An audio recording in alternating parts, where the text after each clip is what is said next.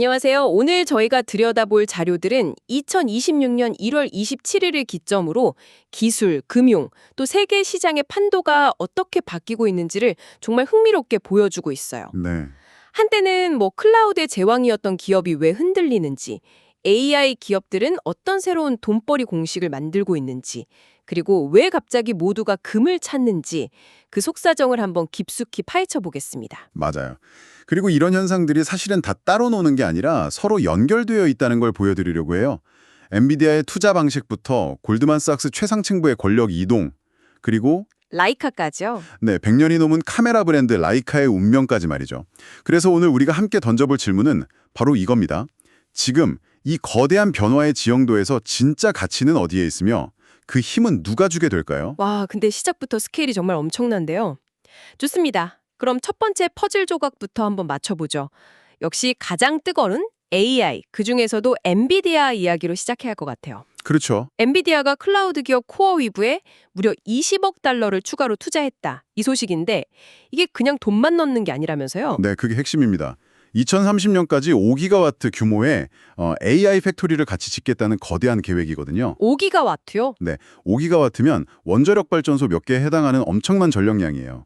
그만큼 거대한 AI 인프라를 구축하겠다는 건데 여기서 정말 흥미로운 건 이 거래 구조예요. 구조요? 엔비디아는 코어웨이브에 GPU 칩을 파는 공급사인 동시에 코어웨이브의 성장에 돈을 대는 투자자이기도 하다는 점이죠. 잠깐만요. 내가 물건을 파는 회사에 네, 제 돈을 직접 투자한다. 이거 듣고 보니까 좀 이상하게 들리는데요.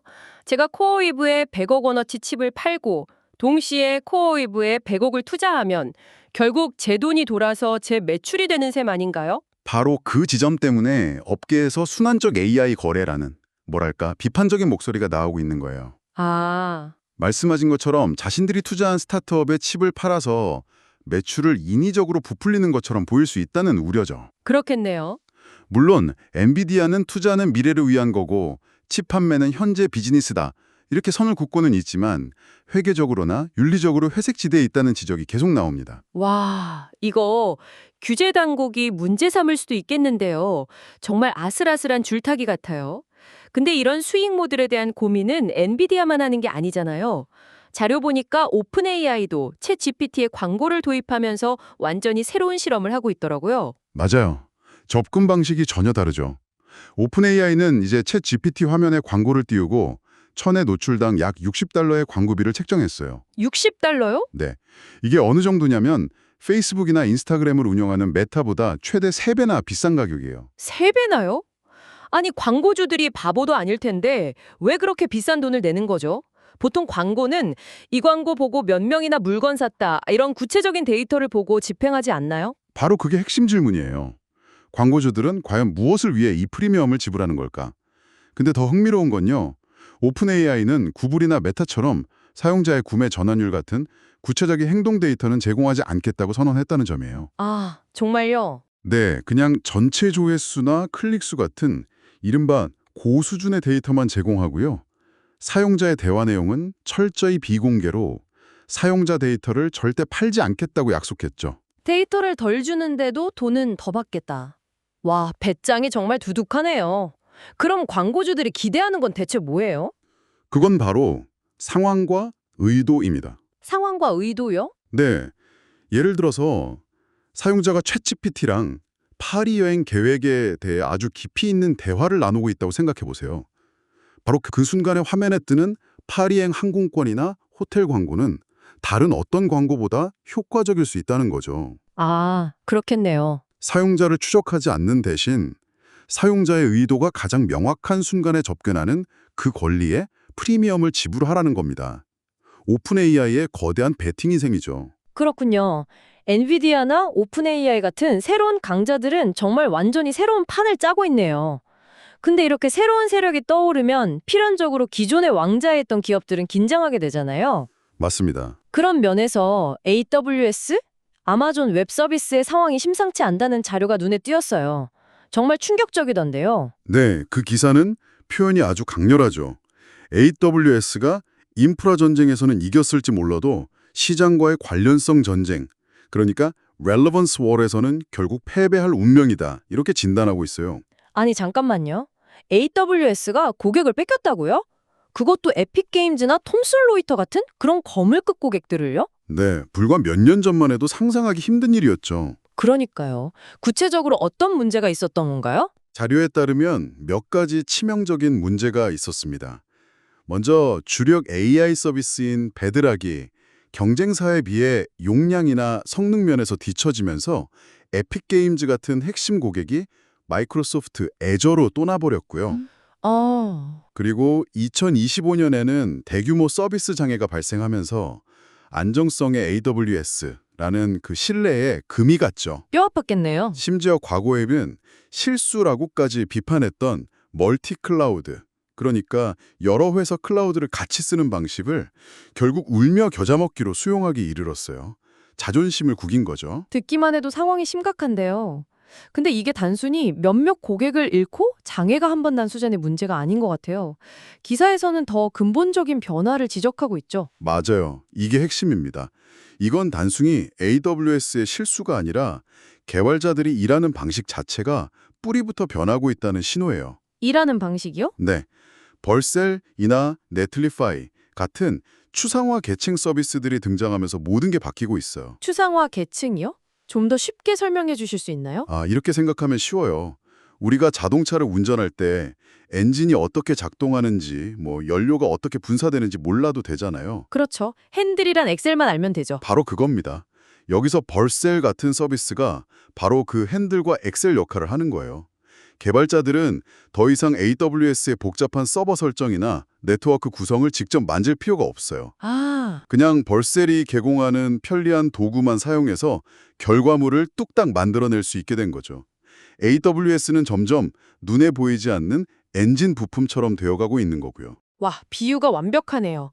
그럼 개발자들 입장에서는 굳이 복잡한 AWS를 공부할 필요 없이 더 편한 도구를 쓰게 되겠네요. 그 도구가 어느 회사 엔진 위에서 돌아가는지는 뭐 별로 중요하지 않고요. 정확해요.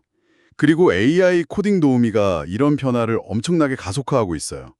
AI가 알아서 최적의 코드를 짜주니까 개발자들은 더더욱 인프라의 세부 사항에 신경 쓸 필요가 없어지는 거죠. 그렇군요.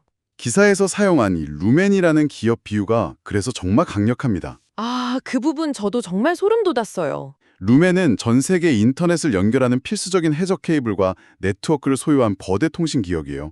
인터넷의 가장 근간이죠. 하지만 우리 중에 루멘이라는 회사를 아는 사람이 얼마나 될까요? 거의 없죠. 고수익을 내는 성장 기업도 아니고요. AWS가 바로 이 루멘처럼 세상에 없어서는 안 될 기반 시설이지만 아무도 주목하지 않고 그 위에서 다른 기업들이 모든 부가가치를 가져가 버리는 그런 존재로 전락할 수 있다는 무서운 경고인 거죠. 와, 이런 기술 세계의 거대한 지각 변동을 보고 있으니 이게 단순히 기술업계만의 이야기는 아니라는 생각이 들어요. 세상 전체가 엄청나게 불확실해지고 있다는 신호 같기도 하고요. 맞습니다. 그리고 사람들이 불안해지면 본능적으로 향하는 곳이 있잖아요. 바로 금이죠. 자료의 금값이 온스당 5,100달러를 돌파해서 사상 최고치를 기록했다는 헤드라인이 있네요. 네, 전형적인 안전자산 선호 현상이 극에 달한 모습이죠. 그 배경에는 자료에서 지적하듯 지정학적 불확실성, 특히 트럼프 행정부가 촉발한 고관세 무역 전쟁의 공포가 깔려 있어요. 맞아요. 그 내용을 보니까 정말 살벌하더라고요. 동맹국이든 경쟁국이든 가리지 않고 최대 50% 관세를 부과하고 심지어 캐나다에는 100%, 프랑스 와인에는 200% 관세를 매기겠다는 위협까지 나오고 있으니까요. 이론이 시장이 얼어붙을 수밖에 없는 거죠. 네. 그런 정치적 공포감 외에도 더 명확한 경제적 요인들이 금값을 밀어 올리고 있습니다.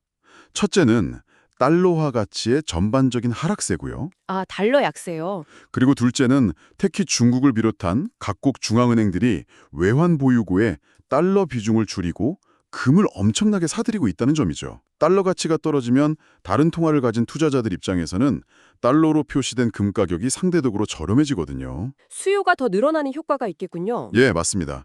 여러 요인이 복합적으로 작용하고 있는 거죠. 이렇게 혼란스러운 세상 속에서 월스트리트의 상징 같은 거대 금융기업, 골드만삭스는 어떻게 살아남으려고 하는지 살펴보는 것도 정말 흥미로웠어요. 네, 전략의 대전환을 보여주죠. 최고 의사결정기구인 경영위원회에 새로운 리더 7명을 임명했는데 그 출신 배경이 아주 의미심장하더라고요. 네, 새로 임명된 7명 모두가 3조 6천억 달러 규모의 자산 및 자산운용, AWM 부문 출신이라는 점, 이건 단순한 인사를 넘어선 명백한 전략적 선언이에요. AWM 부문이라는 게 구체적으로 어떤 일을 하는 곳인가요? 변동성이 크고 한 방을 노리는 투자은행 업무나 트레이딩과는 정반대라고 보시면 돼요.